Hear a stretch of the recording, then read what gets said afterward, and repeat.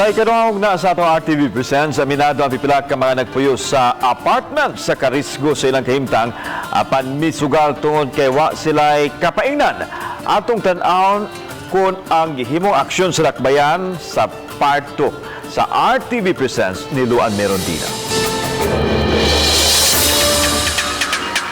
Usa kanila si Roslyn Latore nga taga Butuan City. Oktubre 17, 2014 sila mibalhin dinhi, usa ka tuig human mahitabo ang linog. Habaw ko kay makita man nimo sa itsura sa lugar na mihugno gyud.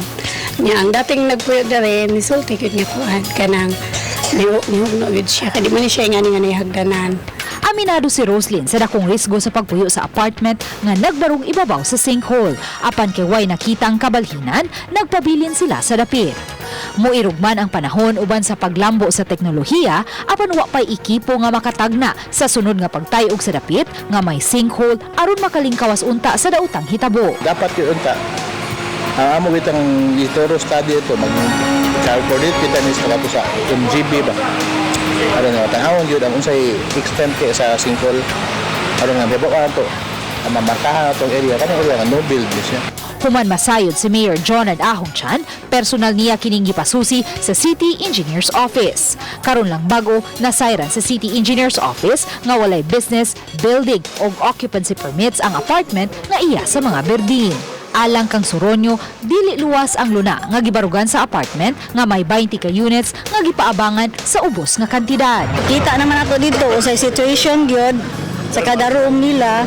So recommend for demolition na gyud. Kaya mo ko na ipa-move-on ba?